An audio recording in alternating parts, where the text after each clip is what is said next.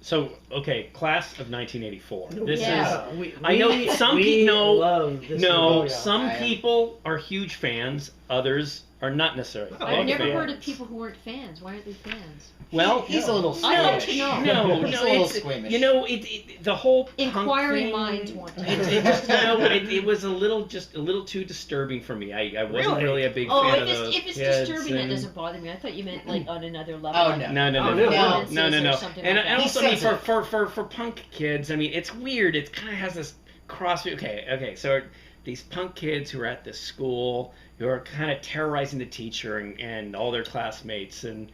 Blackboard Jungle. Yeah, It's it Blackboard was Jungle, yeah. an 80s version of Blackboard With Jungle. how brilliant to bring in Roddy McDowall. Well, that's So good. love Roddy. Yeah. So good. I And love wasn't this he movie. good in that movie? He is. That He is guy. this. And I got to do a scene opposite him. Well, Yeah. that scene where That's he's... where it gets yeah. really scary. Got a is gun to when, you. when, Yeah. when you're with an actor that you know that they can get right in touch with their soul and be in the moment, be vulnerable.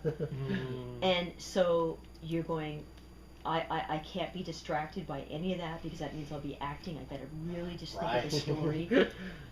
Yeah, and that for me that was a very scary scene because what does one do when they've got a gun to their head and there's a maniac and you've got to get the right answer? Yeah, and this That is a was teacher a that very has been. hard Yeah. scene for me. Yeah, this is what he holds his class at gunpoint. Yeah, he's been pushed to the Yes, brink. pushed- The yeah. What they yeah. did to the the punk animals? gang yeah. has killed his animals that he keeps From in the his biology classroom. class, yeah. And so he has gone over the brink, and now he's got a gun, and he's teaching class at gunpoint, and doing very well. Yeah. You guys And, get the right answer. You know, in LA he'd be tenured. So Oh, the he would unions. lose his job. You know, but when we started that movie, I thought, oh, I live in Canada, and this is so far-fetched. Where would they have, like, you know, people carrying guns to Yeah. school? Typical day now, yeah. Where would that I happen? know. No, this was directed by Mark Lester. He brought us such classics as like Roller Boogie with Roller Linda, Boogie. with Linda Blair, Firestarter with Drew Barrymore, and Tom Holland's script. Yeah, Tom Right. Holland's script. Tom Tom Holland, who was a Tom guest, on our Tom show. Holland. That's right. Yes. Now, yes. where was it shot? It was shot in Toronto. Okay. Yeah, Oh, wow. yeah. Okay. And you played Patsy the punk. Yeah, and they originally And- brought me in for that Michael Fox's friend, the girl next door. Oh, the okay. clarinet player. And, Oh. and I said, please. Yeah. I'm Yeah. just so tired of playing the girl next door. I don't even have to open my mouth to do these parts. Mm-hmm. Please. Shouldn't have said that. And they said, but we just don't see you that way. I said, look, I've got 4 older brothers, and they've got friends. I can be those. And- I've seen and- those kind of people. I can do it. And they said, okay, come back, and if you can do it. And I came back, and I got the part. And you own that role. Like, I you mean, stand out yes. so much. Yeah. You're so pretty little- so annoying. little- You're like- there are little touches Yeah. that you do. Yeah. I would say saying that you movie. and Drugstore are the most interesting of that group. And you know what? We were the most like the people that weren't given any dialogue, and that was the first time that I gave myself the permission, because I used to always, Canadians, we do what we're told. Okay, We like to sure. follow rules.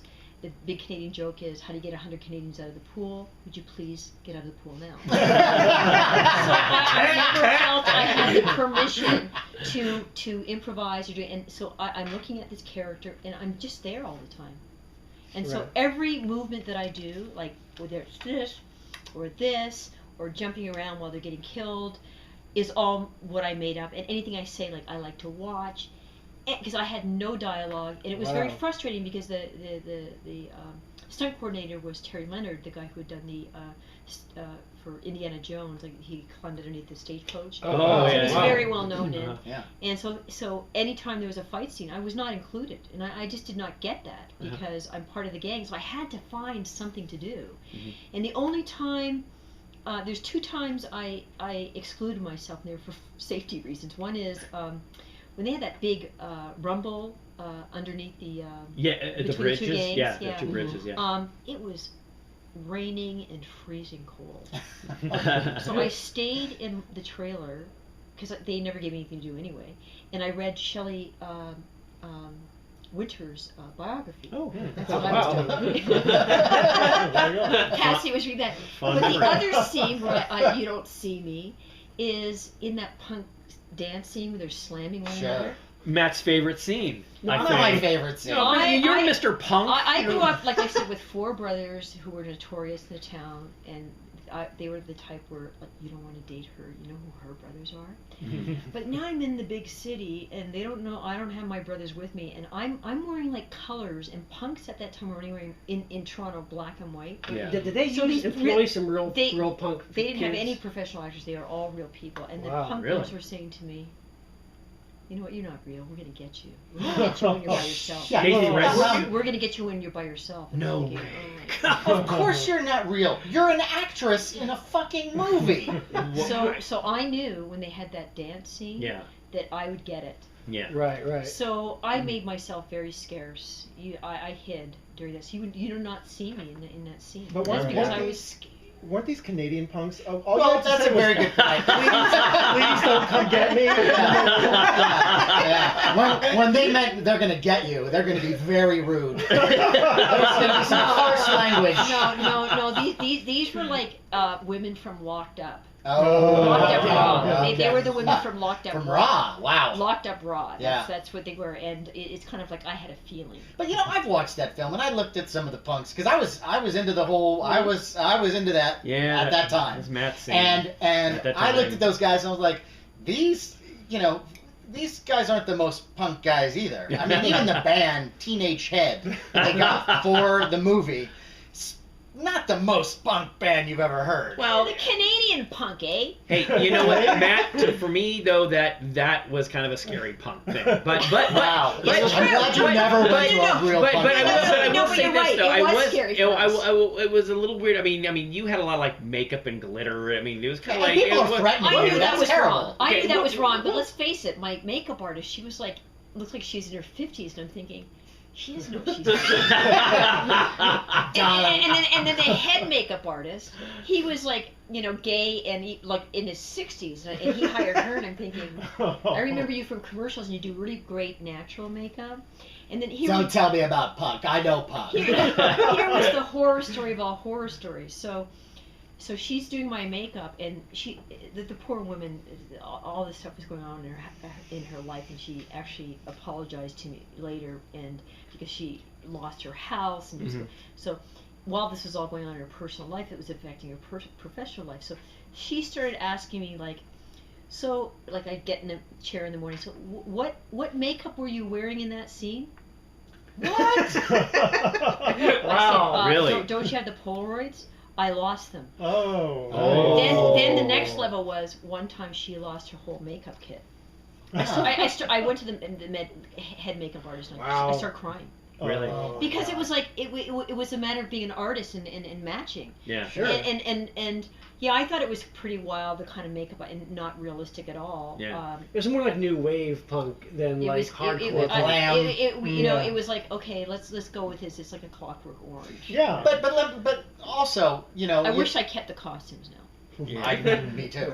Because I'd be wearing it my right son now. was 15. We've now said that now on Saturday night is Rocky Horror Picture Show, but on Friday night, so we should start doing classes on TV4. Oh, And we could all yes. get dressed up. Yes. But I don't have my whatever that wing shoulder thing was. wing But can I just say, for as much as maybe you weren't whatever is considered punk at that time, Timothy Van Patten, who I love in that movie, Directs Boardwalk. he's great. Yeah. I love him. Vinyl. That Direct vinyl too. I think so, yeah. Yeah. How he was dressed in that thing? So he's supposed to be punk, No, head of the band, no, little whammish. He Yeah. he wanted that. He did really not- wanted he- that? He wanted to be more sophisticated and kind of like the guy who plays the piano, right? Yeah. He did not, and he also really didn't want to be an actor anymore at that point. Really? Really? He He's was so good in that, was doing though. decathlons. He Wow. so didn't want to be acting, and I remember him saying, "Yeah, they want me to fly back to L.A. to audition for Grease with Michelle Pfeiffer. I still don't want to do that." He was not interested at all. Really? Wow. And so I'm really glad that he found something that he liked, Yeah. and I really Yeah. liked him, and he was so empathetic, and it was a really hard role, I think, for him to play, the balance between, playing somebody who's, that obviously very high Q, but kind of crazy. And fooling people, the right people. And that level of everything kept charm, going too. wrong there too, because it was just like such a bad production. So you didn't have a good time on that? It was one of the most unhappy experiences. Really? Yeah, because first of all, I've never been paid any residuals for that film. Mm-hmm. Wow. I don't know the Americans, but like DVD and like I'm saying it now. And that's why I have a big resentment because DVD and VHS and all that stuff and television never. And we were lied to, and the extras were treated really badly, exploited, and like they literally their craft table was a vat of jam, a vat of peanut butter, and loaves of bread. Wow. Just so awful. That's And so like Tim Van Patten and I would go like all the time like, this is just so awful. And, like that girl in the Coke scene when she had to take off her clothes. Yeah. She didn't want to be doing that. Oh. But somehow she'd agreed to it. And I remember the makeup artist, who was my makeup artist, making her up saying, look, nobody's going to ever recognize you. They're not going to see you. They're not going to recognize you after I get done with your makeup. And so when she was defeats the purpose. when she was taking off her clothes, she was trembling. And Timothy Van Patten and I said, and so of course I made up the line, I like to watch or make her take her clothes off. Yeah. But it felt so painful for me to say that. Wow. And it was like the Wild Wild West. Like for example, when Roddy McDowall was driving that car. Yeah. Yes. I was running for real for fear Wow. because he was not a stunt driver. That's right. I remember Tom Holly had told us when we had him on our show that Ryan McDowell wanted to do a lot of the driving himself. Instead of So he was actually driving the car. And I was actually running for my life. Wow. Yeah, that would not happen with the Screen Actors Guild in the United States. No. Right. The union so out there is much more powerful now. They have like regulations about news scenes and stunts and all that stuff, but they didn't then. And so that I was very unhappy, because also it just I was used to working with directors who knew what they wanted, and the indecision and what's interesting about Drugstore is I told him this recently on Facebook. I was actually afraid of you.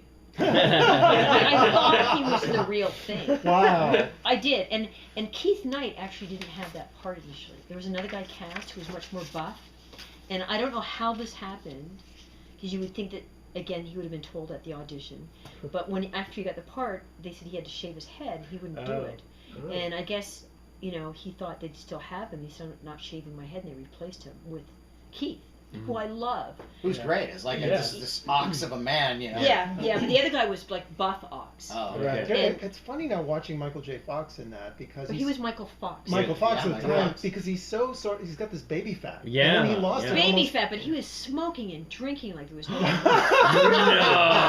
It's like, are you really doing this, or is it because you look so baby faced and you're so short and you're just trying to, Wow. But he was a really really nice guy. But I was thinking, okay, are you doing this because you like it and it's for real, or are you doing this because you're so short and baby? Trying to front a little bit. I never knew, but he was really nice. He was saying, I could have been one of the punks,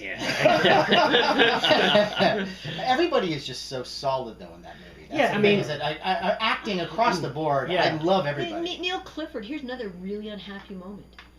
The guy's wife is at the hospital having their first baby, and they won't let him leave the set. Oh. That's the kind of, so it was so, this pent up unhappiness that we all had. Well, I mean, regardless of all the turmoil behind the cameras, I mean, the end result. I mean, the movie is a really.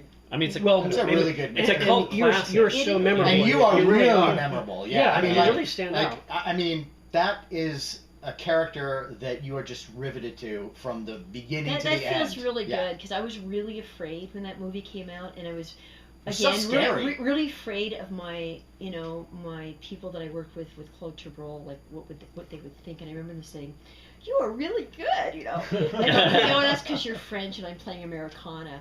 But the biggest compliment I got was recently. Stefan Arngrim Facebooked me, and he says he's been in touch with this girl who is an artist and has given him some great art on Class of 1984. And she said that when she gets down, she just takes out her inner Patsy. And then what's really funny too is my 15-year-old. shows on his phone, he has a picture of me as Patsy. He always says to people, "This is my mother." That's great. That's awesome. You are the mixture of sexiness and how terrifying your character is. That's really who I am. But people cast me the other way, and like my manager knows that that's part of me, and my brothers, and especially my mother, knows me like that. And as this friend of mine said, Lisa, everyone thinks you're really nice, but you're actually really mean.